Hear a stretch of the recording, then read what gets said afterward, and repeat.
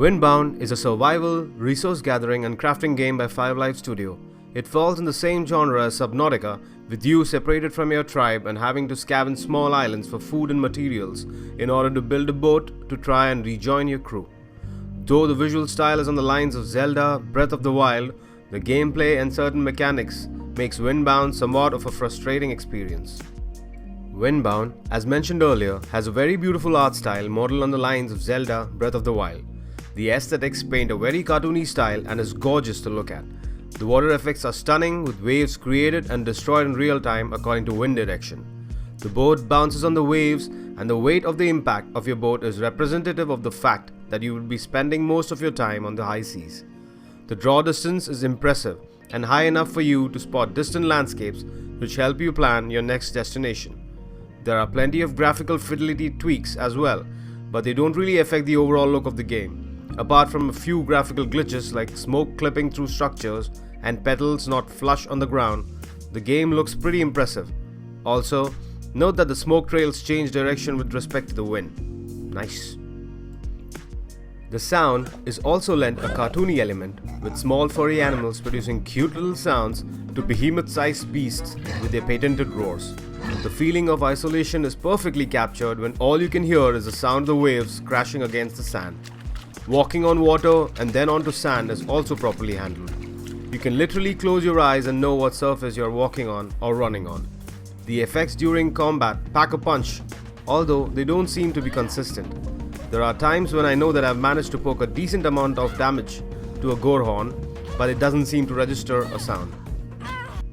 Additionally, the music is a bit of a letdown. Don't get me wrong though, the soundtracks are beautiful and go perfectly with the overall theme. But since there are only a handful of songs, repetition gets the better of you.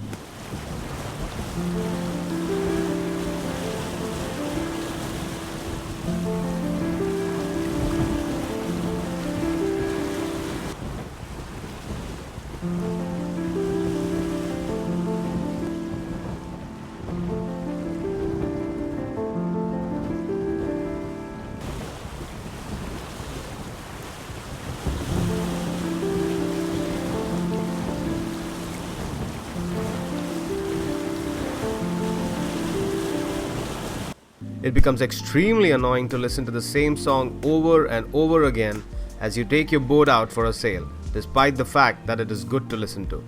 They surely could have added some more songs from the same genre to mix and match it up.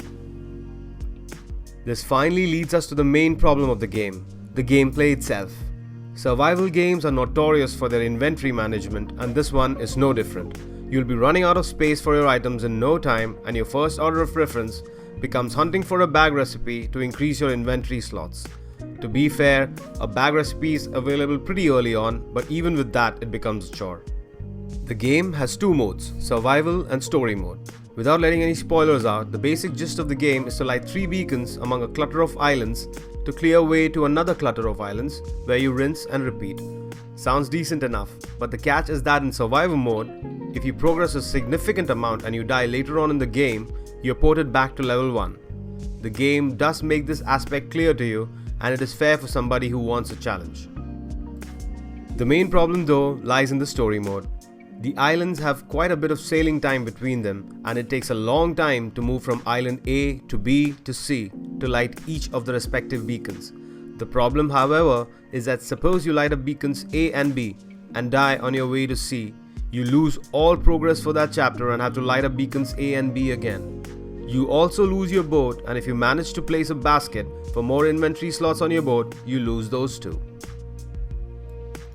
This becomes a harrowing experience since sailing in the game becomes progressively difficult with certain hammerhead sharks in the water who want to wreck your boat. Also, you tend to usually encounter tougher enemies around Beacon C, well, at least in my experience, and trying to figure out their combat moves usually proves fatal in the first attempt. The worst part is that the islands are randomly generated, so if you do die, you're ported back to the beginning of that particular chapter with a completely different set of islands with different flora and fauna. To get to the beacons, there is a tiny bit of platforming, although these rock structures seem to be exactly similar for all beacons. Platforming seems to serve no other function other than this. Gathering and crafting though is straight up fun, and people who love games of the survival genre will feel right at home.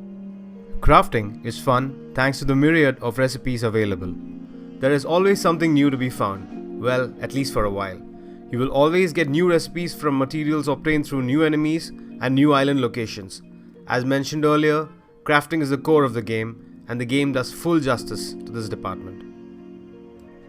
For combat, you have basic maneuvers in the form of an attack button and a dodge button. Combat becomes a very painful experience with enemy AI bugging out frequently, losing aggro and switching back to their default state. Also, there seems to be some sort of strange lag where the impact of the enemy attack is felt a second after the enemy attack ends. I felt a lot of this while fighting the Gorehorn, and it felt strange. The enemies get increasingly challenging, obviously, and fights that would have otherwise been fun end up becoming frustrating. You almost always end up pulling out of a fight when you encounter a new enemy. Along with your HP bar, you also have a stamina bar which you will have to keep an eye on and replenish with the help of food items. Most of your time will be spent sailing, and the game also excels here. This is probably the first game which uses wind to actually help propel your boat, and it is up to you to use the wind to get to your destination. Loosening the sail will help use the wind to push you towards your destination, while tightening your sails help you go against the wind. It is a little overwhelming at first, but once you figure it out, it is a brilliantly executed mechanic and should be used in a lot of games involving boats and sails. Being a big fan of survival games like Subnautica and Ark, I was looking forward to play Windbound with its Zelda-like visuals and sound. Though it did quench my thirst for crafting and sailing in a beautiful world, it left me a bit sour in the frustrating game mechanics it failed in. Thank you for watching. Please like, share and subscribe.